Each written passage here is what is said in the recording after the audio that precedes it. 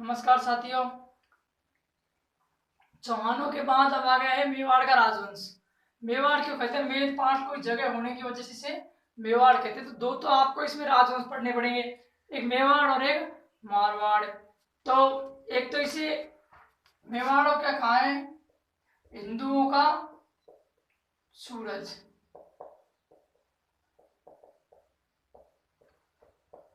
शक्तिशाली राजवंश था, ऐसा राजवंश था जिसकी दुश्मनों ने भी तारीफ की। बाबर अपनी किताब बाबरनामा में लिखता है कि अगर विजयनगर के बाद सबसे शक्तिशाली कोई शासक था, सबसे शक्तिशाली कोई किसी का शासनकाल था तो किसका था? मेवाड़ का था। जहांगीर लिखता है कि दिल्ली गुजरात किसी भी शासक में इतना दम नहीं है जो अकेला सांगा को हरा सके। तो कहने का मतलब यह है कि बहुत शक्तिशाली यहाँ के शासक हुए। अब देखो, एक छोटी सी जो कई बार कंफ्यूज कर सकती है, ठिकाना,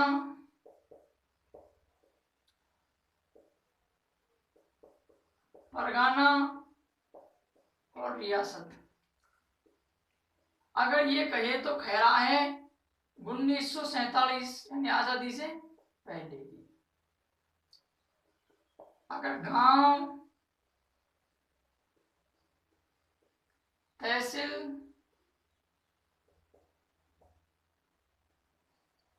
जिला, संभाग और राज्य कहता है तो कह रहा है आजादी के बाद ही। कई बार कंफ्यूज होते हैं। कितनी रियासतें थी? 19 रियासतें थी।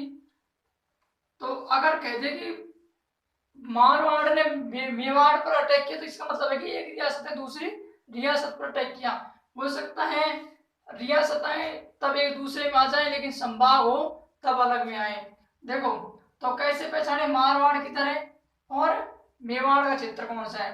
तो देखो मारवाड़ में कितने अक्षर हैं? 4।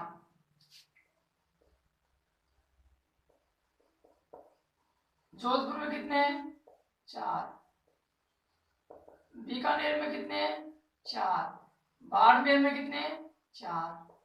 तो ये तो क्षेत्र क्या हो गया? मारवाड़। और ये वाला ये हो गया मेवाड़। ठीक है, इसमें एक तो हम पढ़ेंगे चित्तौड़गढ़ ध्रुव।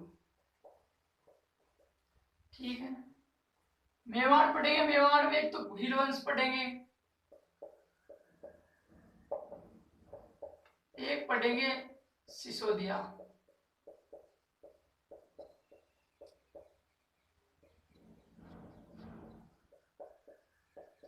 शासक पढ़ेंगे गुहिलादित्य से और रावल रतन सिंह। इसको तो स्पेशली पढ़ना पड़ेगा, क्यों?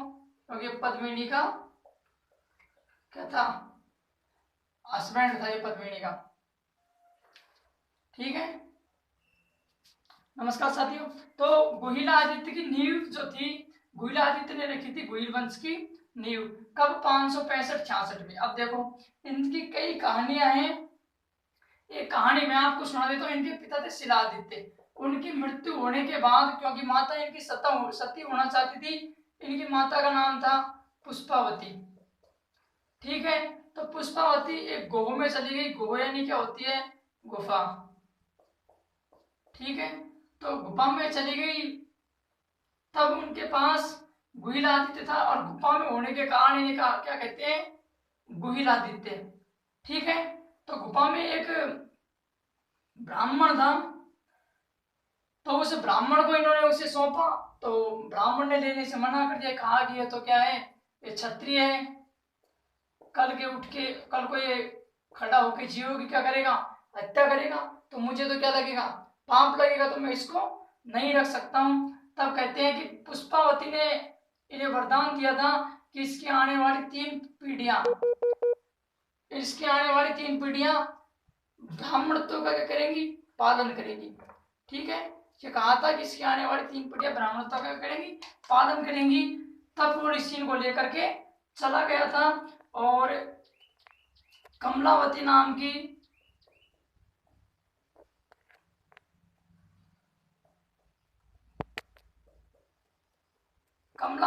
की ब्राह्मणी ने पाला था। गुहिल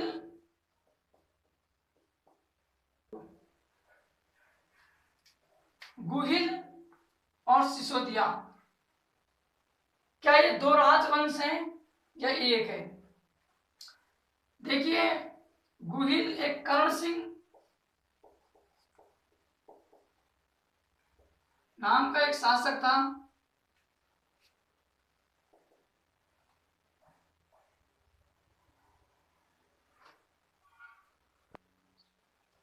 तो ब्राह्मणी ने पाला था। तो कर्ण सिंह के दो पुत्र थे, एक का नाम था खेम सिंह और एक का नाम था राहब। तो खेम सिंह चला गया कहाँ? सिसोदर नाम का कोई गांव था, इसलिए इन्हें क्या कह गए? सिसोदिया कहने लग गए। सिसोदर नाम का गांव था। तो आपको कहीं ना कहीं लिखा मिल जाएगा कि ये भी किसका ब्लड है? महाराणा प्रताप के बारे में आपको मिल जाए। ये भी राव रतन सिंह के खानदान के क्या है? एक ब्लड है, एक क्या है? खून है। इसके बाद पढ़ेंगे हम लोग बप्पा रावल। बप्पा रावल के बारे में कहा जाता है 35 हाथ की क्या पहनते थे? धोती। 32 मण की इनके पास क्या थी? तलवार। 16 हाथ का क्या था इनका? दुपट्टा। तो नागदाव के राज नहीं बनाया। तो कहते हैं कि ये हरित ऋषि की क्या करते थे? गाय चराया करते थे। अगर आ जाए कि मेवाड़ का या मेवाड़ के घुइल वंश की नींव किसने रखी, तब तो आएगा भूमिलादित्य। लेकिन वास्तविक संस्थापक कौन था? तब आएगा बप्पा रावल। क्योंकि राजा की परिभाषा क्या होती है? चाणक्य सप्तांत सिद्धांत के अनुसार राजा वो होता है, खुद राजा हो, उसके पास सेना हो। अब बताओ, भूमिलादित्य के पास कौन सी सेना थी? उसके पास दुर्ग भी होना चाहिए। बताओ, भूमिलादित्य के पास कौन सा दुर्ग था? नहीं था। तो वास्तविक संस्थापक कौन आएगा? बप्पा रावल। कहते हैं कि हरित ऋषि की क्या किया करते थे? गाय चराया करते थे। तब हरित ऋषि ने इनसे कहा था, इनको वरदान दिया था कि तुम जाओ और जा करके किस पर आक्रमण कर दो? चित्तौड़ पर। चित्तौड़ उस समय शासक था मानमोड़ी। ठीक है। तो कह दिया कि जाओ आप और वहां जाकर क्या कर दो? आक्रमण कर दो। तब बप्पा रावल जो हरित ऋषि की गाय चराया करता था, उसने किस पर चढ़ाई कर दी? चित्तौड़ पर। ठीक है। कहते हैं ना कि बड़ी गंभीरता से बेचा था मानमोड़ी ने बप्पा रावल को चित्तौड़ का दुर्ग। ठीक है। तो बप्पा रावल ने जाकर क्या कर दिया? हमला कर दिया और इस दुर्ग को क्या कर लिया? जीत लिया। लेकिन आ जाए राजधानी किसको बनाया था? तो राजधानी का थी नागदा ही थी। और नागदा में क्या हुई थी? मृत्यु। तो नागदा में की क्या है? क्षत्रिय है। ठीक है। 12,72,000 सेना। लेकिन ये क्या है? कीर्तन कहानियां है, ये सत्यता पर आधारित है नहीं है, इसलिए इसमें इसका भी क्वेश्चन नहीं आएगा। 35 हाथ की धोती पहनता था, 32 मण की तलवार थी, 16 हाथ का दुपट्टा था, 12,72,000 सेना। कहानियां हैं, इनमें से कभी नहीं है। ये पूछेगा मुझे बप्पा रावल ने अपनी वो किस दुर्ग को जीता था? शासक कौन था? मानमोड़ी था। चित्तौड़ को जीता था। तब राजधानी कौन सी बनाई थी?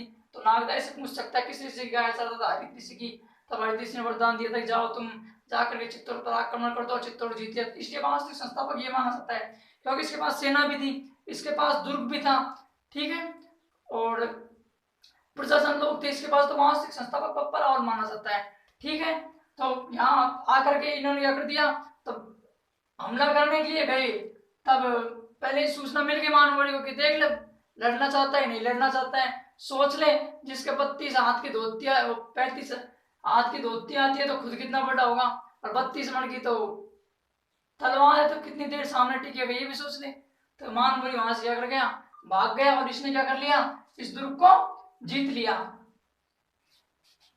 ओझा को यहां पर एक सिक्का मिला था अजमेर में। ठीक है। ओझा को यहां पर एक सिक्का मिला था जो कुछ 115 ग्राम का था। ओझा ने कैसे माना कि वो सिक्का बप्पा रावल का था? ऐसे माना जाता है कि उस पे एक तरफ मेवाड़ का क्या था? चिन्ह। तो ये तो पता चल गया कि मेवाड़ का है। लेकिन इस मेवाड़ में कई शासकों को कैसे पता चले किसका है? तो कहते हैं कि उसके दूसरी तरफ क्या थी? एक गाय का चित्र था। किसका चित्र था?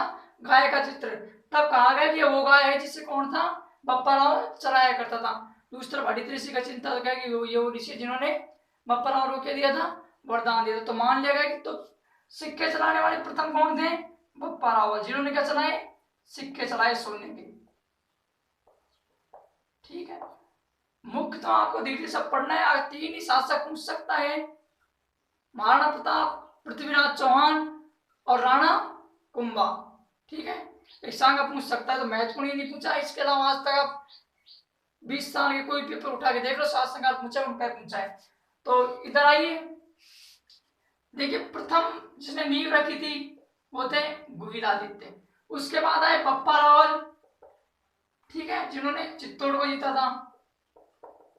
बप्पा रावल के बाद आए अल्लट, जिन्होंने राजधानी किसको बनाया, लिखने ने राजधानी को आहट को बनाया, जिनने विदेशी कन्या हुन से क्या किया था, विवाह किया था हरिया देवी से।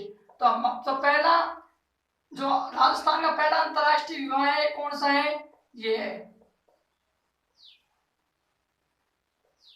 और भारत का पहला अंतरराष्ट्रीय विवाह, भारत का पहला अंतरराष्ट्रीय विवाह है जो किसने किया था, चंद्रगुप्त ने। किससे किया था, हेलेना से, ठीक है। तो हमने अंतरराष्ट्रीय संबंध भी अच्छे कर लिए थे। उसके बाद आता है जयद्रथ सिंह ने चित्तौड़ पर शासन किया था, 1228 में भूताड़ा का युद्ध लड़ा था। दशरथ शर्मा लिखता है कि वो मध्यकालीन का क्या था, स्वर्ण युग था, ठीक है। उसके बाद आया सामंत सिंह। सामंत सिंह कौन था, ये पृथ्वीराज चौहान की जो बहन थी प्रथा, उसका क्या था, पति, जो तरंग द्वितीय युद्ध में मारा गया था। उसके बाद आया तेज सिंह। तेज सिंह के बाद आया समर सिंह। अब समर सिंह के दो बेटे हुए, एक रावण रतन सिंह। रतन सिंह को स्पेशल पढ़ेंगे, क्यों, क्योंकि पद्मिनी का क्या है, पति है। और जो कुंभकर्ण था वो चला गया था नेपाल, और नेपाल जाकर के राणा सांगा जो वहां भी आपको देखने को मिलती है, तो सांगा परिवार की नींव वहां जाकर के भी रखी, सांगा परिवार की नींव वहां जाकर के रखी, ठीक है दोस्तों चैनल को सब्सक्राइब कर देना, और बेल आइकन की घंटी दबाते ही आपको ऑप्शन पेड मैनेज में आ रहा होगा, उसको जाकर के आप ऑल पर सेलेक्ट करें। ऑल पर सेलेक्ट करते ही सभी नोटिफिकेशन आपको मिल जाएंगे। यहाँ पर आपको बहुत कुछ मिलने वाला है जो और जगह आपको कहीं नहीं मिलेगा। अभी लॉकडाउन की वजह से क्लासेस नहीं आ पा रही है, थोड़ी समस्या आ रही है, बाकी स्कूल शुरू होने के बाद आपके स्कूल को भी यहाँ पर आपकी स्कूल की क्लासें ही मिलेंगी, और आप जिसे चाहें जीरो बना सकते हैं, जिसे चाहे हीरो बना सकते हैं। तो आपके ऊपर है, चैनल को सब्सक्राइब कर ले, दोस्तों के साथ शेयर करें। आशा करते हैं कि आप हमारे साथ खड़े रहेंगे, ठीक है दोस्तों, बहुत बहुत धन्यवाद आपका।